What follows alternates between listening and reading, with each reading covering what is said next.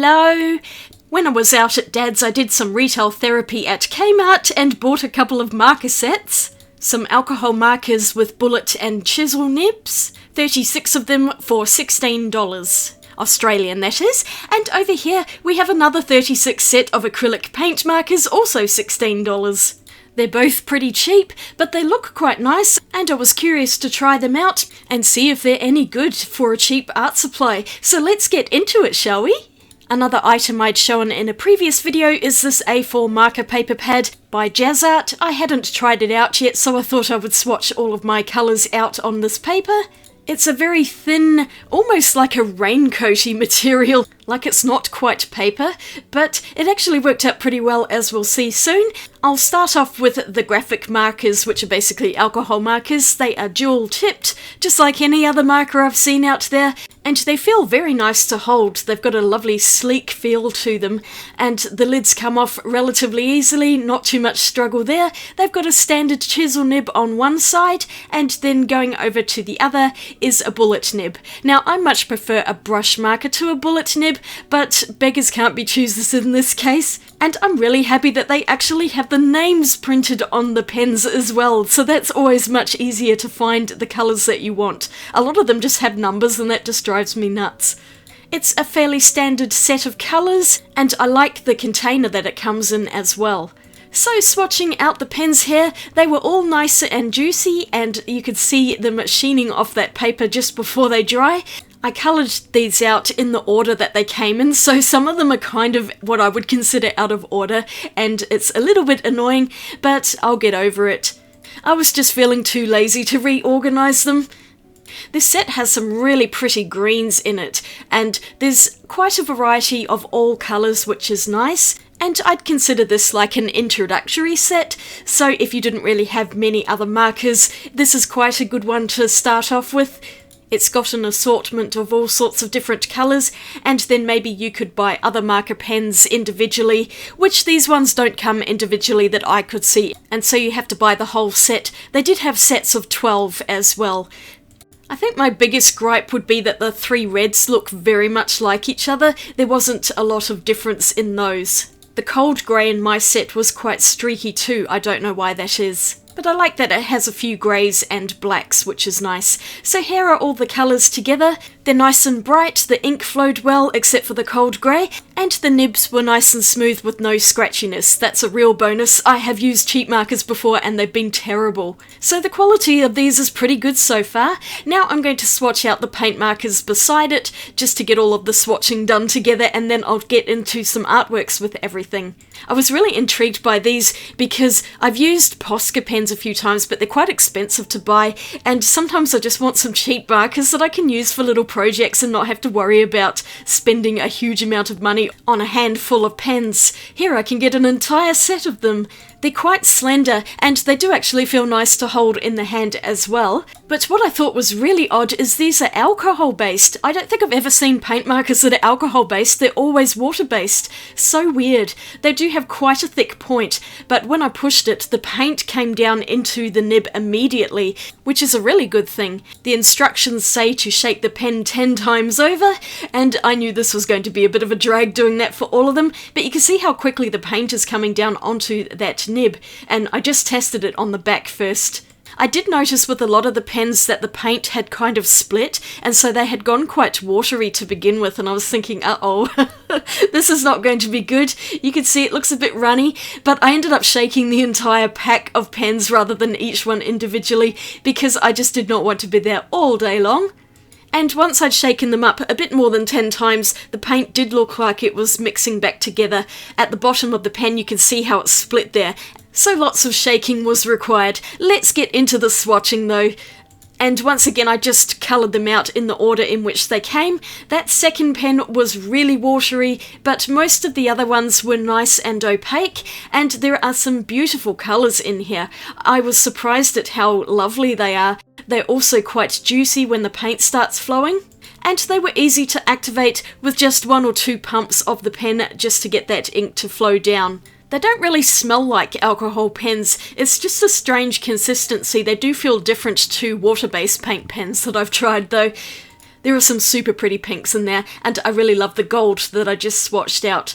I think the colour selection in this set is really lovely, and I was really enthused by these. So far so good to begin with the swatching, and only a couple of them were watery, the rest of them were nice and opaque, so that's pretty good considering the price of them as well. As a price comparison, I found a set of 29 Posca markers on Amazon for $114, so that's quite a big difference in price there. And in these tough times where the cost of living has just skyrocketed, it's always good to find some cheaper alternatives when it comes to art supplies, but hopefully that are still decent quality, because there is a false economy of buying something cheap that doesn't work very well, and then you have to go out and buy something else again anyway. So I'm always looking for cheap and cheerful, not cheap and nasty.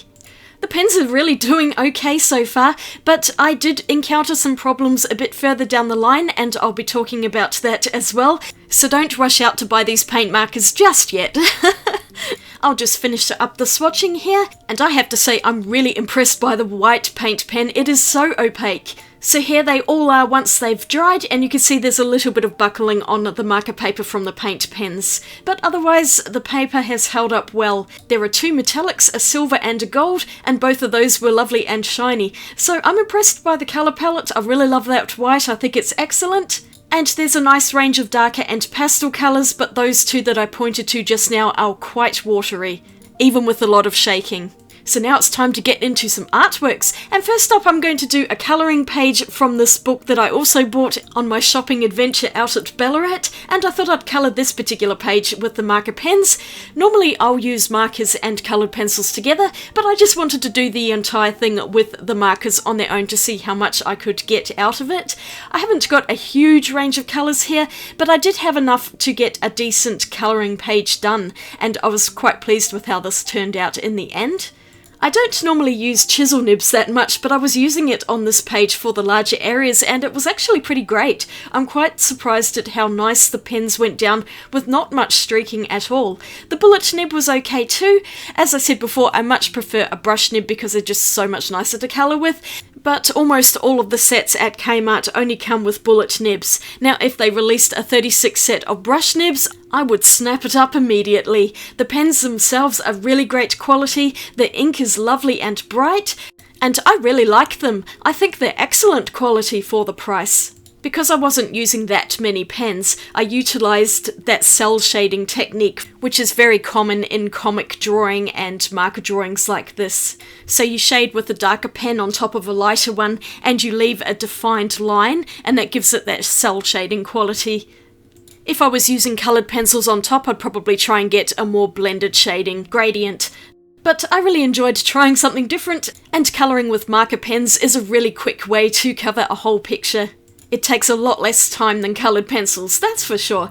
They do, of course, bleed through the paper, so I had some protection underneath the paper so the markers won't leak to the picture below. And also this is a single-sided colouring book, so I haven't got to worry about anything on the reverse side of the paper getting damaged. Now I had an issue here. There were no skin tones in here. The one pink colour is just too bright, and she would have looked like a sunburned lobster, so I ended up just borrowing one of Dad's marker pens for the skin because I wanted her to have lighter skin. Her features look like she is Caucasian to me. So that's an Artex marker that I'm using for most of the skin, but the rest of the picture is done entirely with the Kmart markers. Now I do think they have a small 12 set of more skin tones, and if you're going to buy the 36 set, it's probably worth getting the skin tone set as well, so that you have about 48 pens in total, and a lot more variety and options for different skin tones. The standard 36 set that I have here has lots of bright colours, and they're really great for flowers, so those worked out well. I didn't spend a lot of time adding detail. I just basically used one lighter pen and then a darker one to add a bit of shading on the petals, but nothing too complicated. And then I did the same thing for the green leaves, a lighter one and a darker green, just to add a bit more depth to them. And then I did use a little bit of the paint pen in here. I really wanted a gold border because I just thought that would go nicely. And then I also used a white paint pen just to add some bright highlights and make the picture come to life. I'm sticking with a very cartoony style here. The paint pens worked very well over the top of the alcohol markers, I guess because the paint pens are also alcohol based, so you can easily use both sets together, and I think that's great. I felt like the background needed something, so I decided to go for a purple background, and I was thinking, oh, is this a really bad choice? But it actually turned out okay, and I'm really glad I chose this colour. I think it just makes the whole picture stand out really nicely, and I am super happy with how those inks have laid down without any streaking. I also used the white paint pen to do an outline around most of the picture, just to give a bit more interest, and I think this just really finished the whole picture off nicely. I'm so happy with how this picture turned out. The alcohol markers are nice and juicy and vibrant. The colours just went down it with no streaking whatsoever that I could see. And I have to give the alcohol markers 10 out of 10, even though there was one slightly dodgy one in there, just for the price of them. So I highly recommend trying those out. Now I'm going to move to the paint pens, and I found these tiny canvases in the local news agency. I thought these might be fun to draw on. I actually ended up only using one for this video, but I have some more for a future video coming up. That's assuming I can ever get the plastic off these ones. So I have actually returned back home to Melbourne a few days ago, and that's why my audio is so much better again, because it was terrible recording out there. Oh, I had such a nightmare with it. But of course my lighting isn't great in this video because I didn't have my studio lights. One of the canvases is quite grubby, so I'll just put that to one side and pick a nicer one. And I'm just drawing a little cupcake on here, or trying to at least. The entire thing for some reason was really lopsided, and it took me ages to get it right. It's a hot mess to begin with, but eventually I got there, and I think the final picture's okay, although it is still leaning towards one side just slightly. I erased most of the graphite, and I decided to colour the background with a single colour, this lovely teal pen. That's so pretty, I really like that one.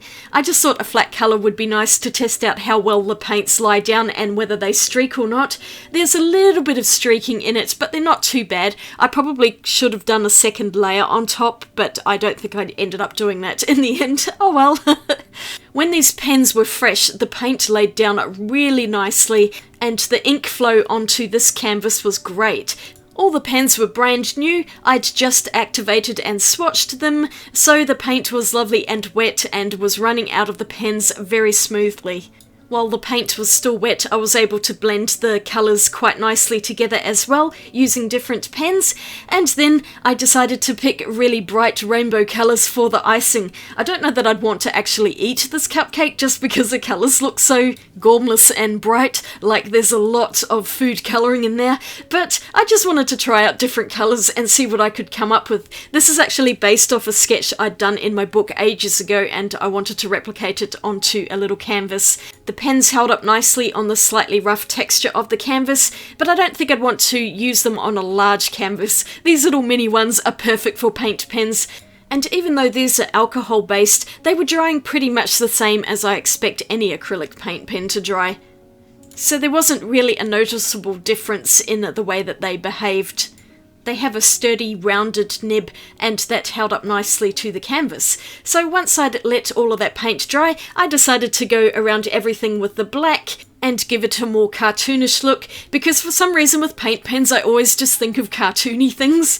It's just the nature of them, I guess. The black and the white pens in this set are excellent, really opaque, and they stand out nicely on top of the other paints. I felt like it needed something else, so I'm just going in with some of the metallic gold, and I also decided to use some silver as well on the background. It just needed something to lift it, and then I added in tiny little highlights on all of the gold and silvers just to make them stand out a bit more, giving it a little shadow at the bottom, and this is pretty much how the painting has turned out, aside from a little bit of tweaking to add some more shadows. And here's the final painting once it's dry, along with paint on my hands, of course.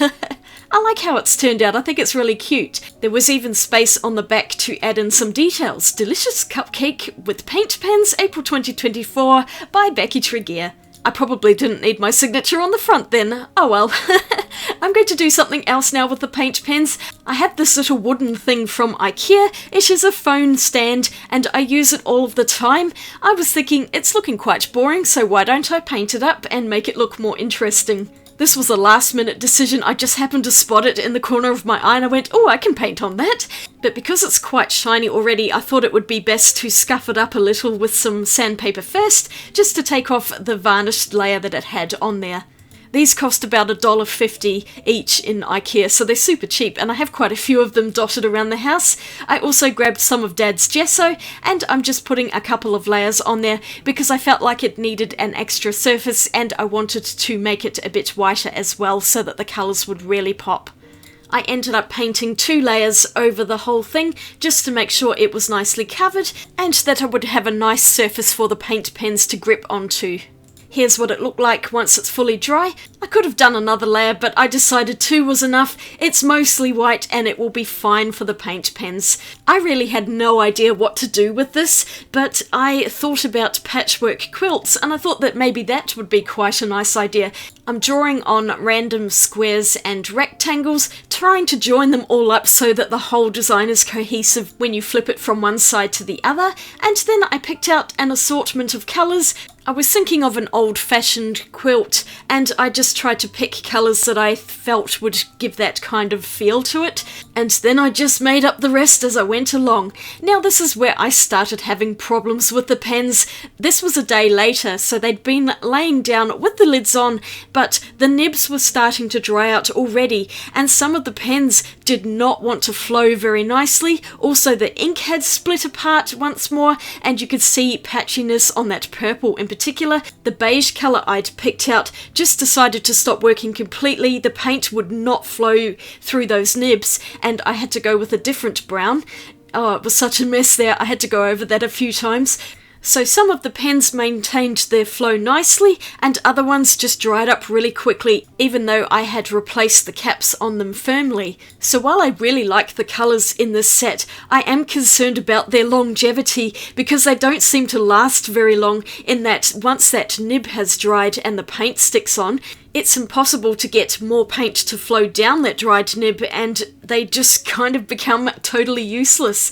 So let me know in the comments if you have any suggestions on how to get them to reactivate. I'm thinking I might need to soak them in a bit of alcohol or something just to reactivate some of the nibs, but do bear that in mind if you buy the set, that they're going to work well if you've got a couple of projects you want to do really quickly and you just want some cheap paint pens to do that, but longevity wise they're probably not going to last very long, and the nibs are going to dry out before the paint gets used up inside them. And that's where the Posca pens are probably going to be better, because they tend not to do that. They will last so much longer, and in my limited experience with them, I've never had a Posca pen dry out the way that these ones have, so that is something to consider. Yes, the Poscas are far more expensive, but they are going to last a lot longer than these Kmart ones. But when these pens are working, they're really great, and after I'd coloured in all of the squares and rectangles, I decided to do some designs on each colour to make it look more like pieces of fabric. And I think this was a good decision because it looks so much more interesting than just the plain squares. I mean, I wasn't doing anything complicated here, as you can see, but I had a really fun time decorating this, and I liked the selection of colours that was available in this paint pen set. Just not the paints drying out. That's super annoying. But I guess I can't expect too much for the price. I've actually just received a set of paint pens from another company, and I'm going to make a video on those really soon. It will be super interesting to compare them and see how those ones go. So look out for that video. It should be coming out in a few weeks' time. I haven't actually filmed it yet, so that will be my next task. But going back to this one, I decided to get that good old black paint marker out, draw outlines around each colour, and then add in some little stitches to make it look like the patches have been sewn on. I just think this turned out so cute, and I'm really happy with the design. I might have to do this again in a future painting, maybe in my sketchbook or something like that. It's really easy to do and a lot of fun as well. It also looks really effective. Now, I know fabric doesn't have highlights as such, but I just felt like this needed them, so I'm adding in some white pen on top as well. It just lifts it, gives it more of a 3D effect, and I just have to add highlights to everything. The last thing I did was add a clear top coat with some polyurethane, and that just makes everything nice and glossy and also protects the paint from any damage like chipping. At least that's what it's meant to do. I hope that will happen. I had of course put way too much gloss on there, so I decided to cover my little canvas with it as well. That will also protect the paint on the canvas, so I'm not too worried about that. I like the glossy effect that it gives as well. I glossed on both sides of the phone holder, but of course I had to let it dry in between doing that. Just making sure all of it is covered, and here is what they look like when they're dry. I just think that glossy sheen just really finishes off that painting, and I'm happy with that. I just love how this phone holder has turned out. It's such a fun, bright design. The paint pens look really great, there's not much streaking, and they worked very well for this project, aside from the nibs drying over time. So I'd give them maybe a 7 out of 10 just because of that longevity being in question. My phone still fits in there nicely even though I've added in layers of paint, so I'm really happy with that, and I'm going to have to do something with my other phone holders because now all of them must be painted. So I'll just give you a summary of everything that I got done in this video today, and my backdrop is well and truly painted there. First up is the colouring page I did with the alcohol markers and a couple of the paint pens. The colours are nice and saturated and vibrant. I'm very happy with them. I think they're well worth getting if you're in Australia and you just want some cheap markers to play around with. Then I got into the paint markers and did these two little artworks, and I'm pleased with how those turned out even though I had a few issues with the paint markers drying out. I think the graphic markers are better than the paint pens, but both products are good and I can't really complain too much about the price of them either. I definitely recommend the graphic markers. The paint pens, maybe think about it before you buy them. The quality of the actual paint is very nice and the colours are beautifully bright. It's just that drying out that's a big issue. So do bear that in mind. Not all of the pens have dried out, it's only some of them. Thank you so much for watching. I hope you enjoyed this video. If you did, I'd really appreciate a thumbs up, and you might like to subscribe for more videos coming up. I've got a couple of other videos up here that you might want to check out, and I'll see you all again really soon in my next video. I hope you're having a great day out there. Swatch you later. Bye!